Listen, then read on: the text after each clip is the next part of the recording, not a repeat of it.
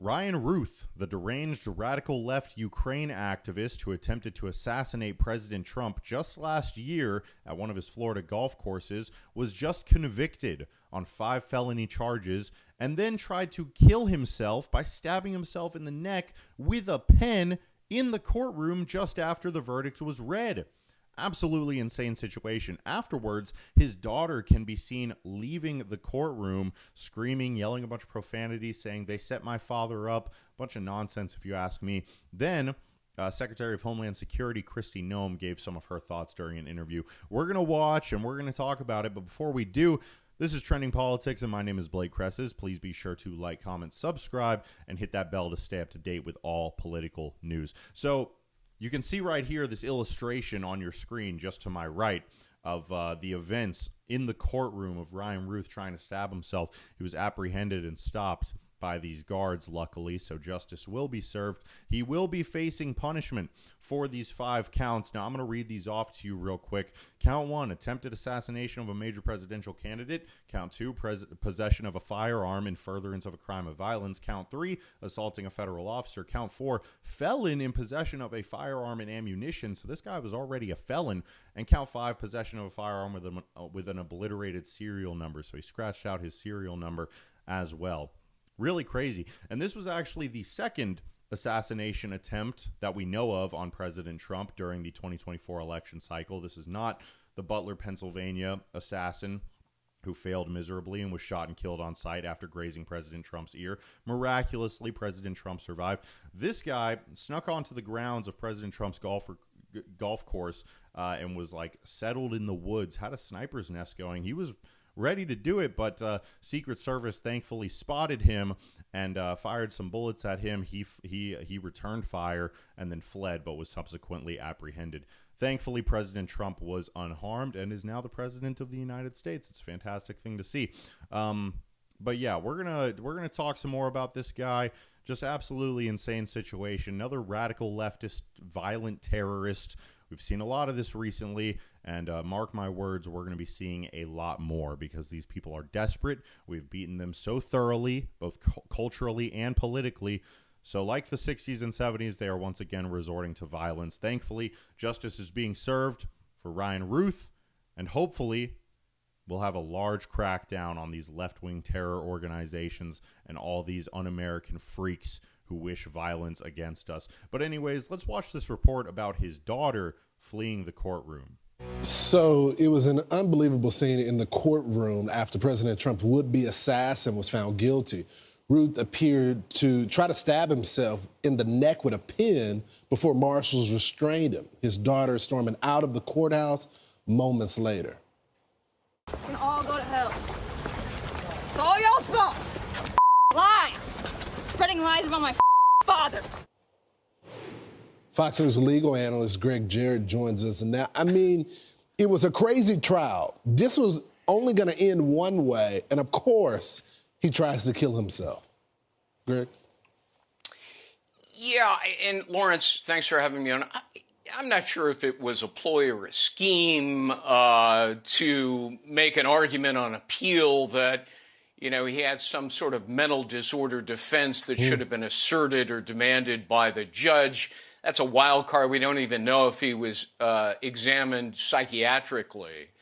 But, you know, fortunately, federal officers, court officers are trained to stand behind and around the defendant at the moment that a verdict is rendered to prohibit, to stop something like this is happening, and kudos to them for acting very quickly. Whether he intended to actually do it or not, nobody really knows. So his closing argument went like this. He said, this case answers itself. There was never any intent. The proof is obvious. But he kind of argues against himself as well. Well, you know, the old saying, you know, if you represent yourself, you have a fool for a client. You know, it was a fast verdict, Lawrence, because the incriminating evidence of guilt was obvious, overwhelming. He stalked Trump, staked out the sniper's nest, lying in wait, armed with a rifle, 19 rounds. And when a Secret Service agent fortunately spotted him, this guy took aim at the agent. who then fired on him and he fled. All of that supports the convictions. And his defense was lame and anemic, probably because he chose to represent himself, which is his right under the law. But his actions were irrefutable and indefensible. He didn't deny he was the aspiring assassin. In fact, in a letter, he admitted it, that this is an assassination attempt. So, trial over at that point. He tried to claim that prosecutors failed to prove his intent to kill, saying it wasn't in my heart to pull the trigger. Well, that's an absurd argument. The safety was off, the round was chambered. And besides, under the law, it's not in my heart to pull the trigger is not a defense. You can always have a change of heart, Lawrence. So is this the end of this? Obviously, he was found guilty on all of these counts: attempted assassination of a major presidential candidate, possession of a firearm, furtherance of a crime of violence, assault on a federal officer, of course, the felony possession of firearm and ammunition. So, I mean, is this it? Or is there going to be some type of appeal and he could get another shot at the apple? Oh, 100% appeal. It's inevitable in a case like this. And if he actually has real lawyers making the appellate arguments, I suspect they'll claim an incompetent defense. But as I say, he willingly and knowingly waived his right to counsel, so that's not going to work. They'll probably claim some mental disorder defense. As I mentioned, it's a wild card because we don't know if he was ever evaluated. I mean, a lot of people kind of think he's Looney Tunes, and yesterday's event sort of underscored it.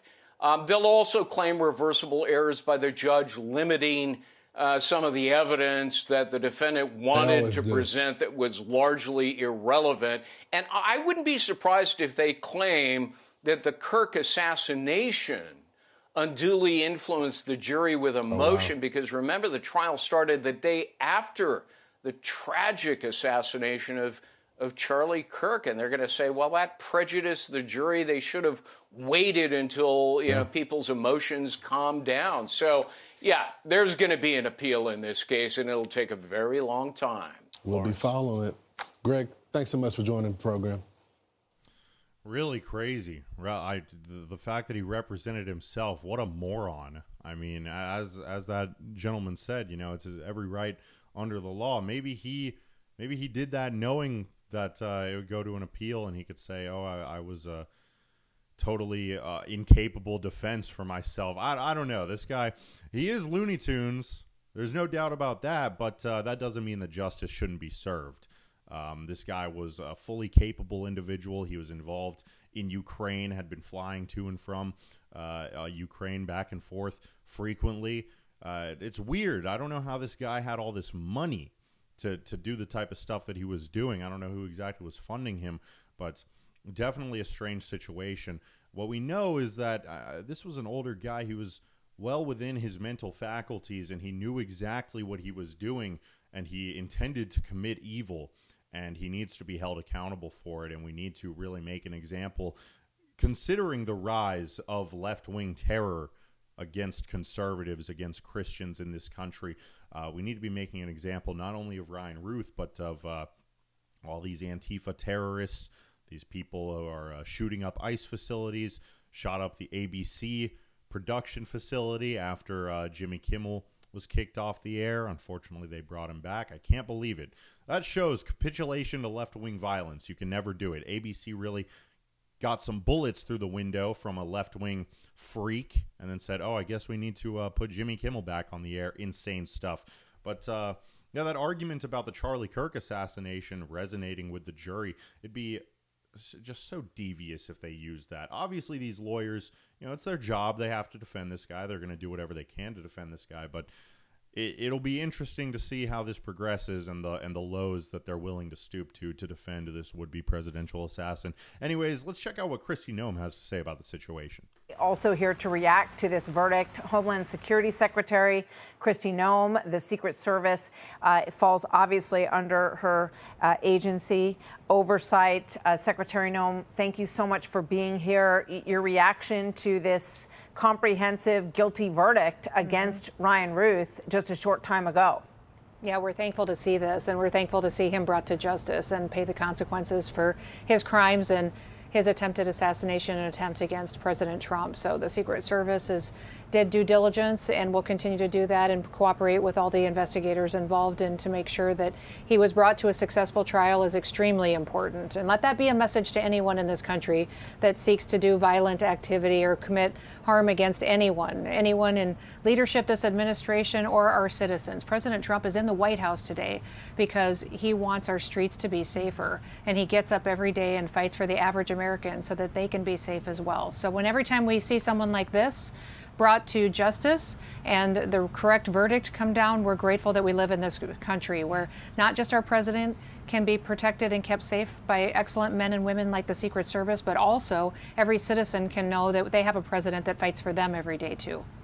You know, Secretary Noem, I'm listening to you and I'm thinking about this, sadly, this assassination culture that we've been witnessing over the last several months. I'm thinking about what happened in Minneapolis, in the church, what happened on Park Avenue. A man walked right in and took lives in that lobby and upstairs. I'm thinking about the killing of the United Healthcare CEO not too far from here as well. And then obviously these two attempts on President Trump's life and what happened to Charlie Kirk, all of these places sort of soft targets. And I know that there is an effort underway to sort of break into the networks that inspire and egg on some of these individuals. What can you tell us about the stages that are happening in that effort, Secretary Noem? Well, the investigations are ongoing, and the work that we do every day to keep our country safe is incredibly important. But Martha, I would also say that we just recently, in the last 24 hours, had an illegal alien strangle a baby with a charging cord in Northern Virginia. And we have to aggressively stand up as a society and not only. Secretary, I believe this, we're just watching, these vehicles are starting to pull out, and I just want to let our viewers know. This is the daughter and son of Ryan Routh as they are scanning these cars, trying to see which one holds their father, and very sad. I mean, obviously she's trying to get a moment with him. The police pulling her away from that vehicle, the son waving as he goes by. You know, this is a family tragedy, a conviction to be sure, but really ripped apart this family, and obviously tremendous stress on the Trump family as well. Secretary.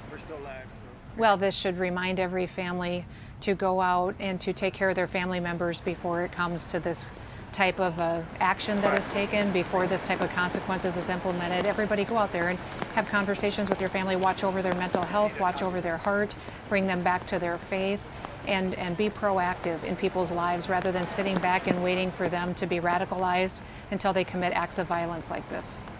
Absolutely.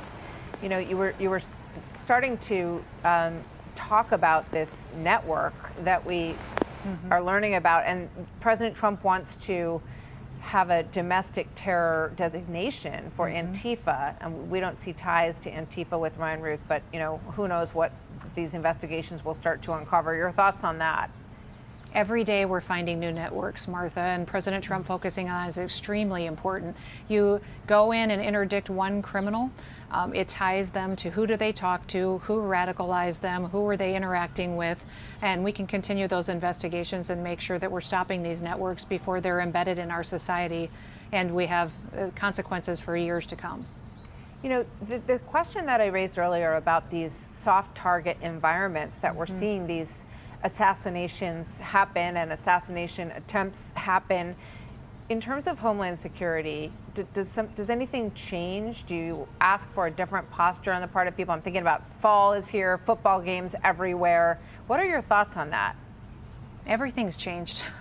The Biden administration didn't do their job in the Department of Homeland Security. Mayorkas was a complete disaster and train wreck. I don't know how he slept at night by not taking action to secure this nation. Our mission at the Department of Homeland Security is to protect our homeland, our people, and our values with integrity and honesty. And every single person at the department takes that seriously.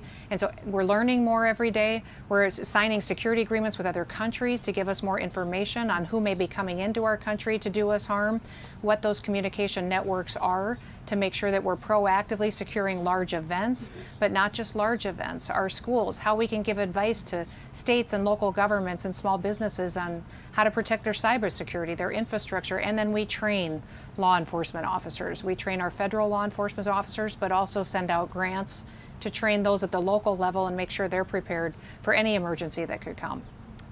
Secretary, Department of Homeland Security, Kristi Noem, thank you very much. Thank you have you, a very big job that you're taking on every day, and overseeing the Secret Service is part of that umbrella. Obviously, this was a big day for them in terms of this conviction, and the Department of Justice as well deserves credit for the hard work they put in here. Secretary Noem, thank you very much. Hey, Sean Hannity here.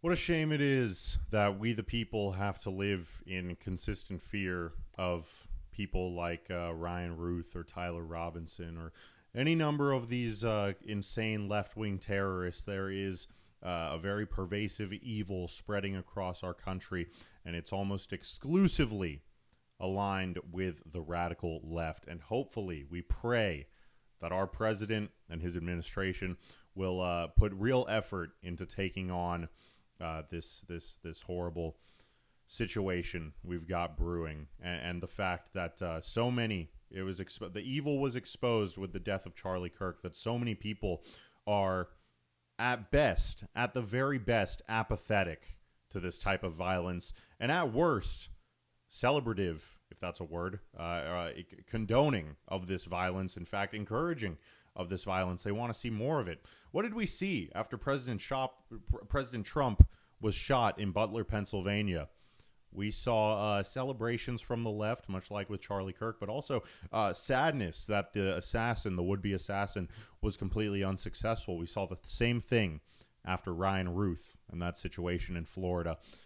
Normal people, Democrat voters, I put quotes around normal people, but Democrat voters, a very large portion of our society, does not view conservatives as human beings. They view them as obstacles, and they want us dead. And they proved that after the assassination of Charlie Kirk, and how they reacted when President Trump was shot, when Herman Cain died, when Rush Limbaugh died. When these people tell you who they are, you believe them. But anyways, with that, this is an interesting situation, and we'll see how it progresses moving forward. But this has been Trending Politics, and my name is Blake Cresses. Please be sure to like, comment, subscribe, and hit that bell to stay up to date with all political news. You can follow me on Instagram or X at Blake Cresses. My name's right there at the bottom left of your screen if you need help with spelling. And I am looking forward to seeing you in the next video. Bye-bye.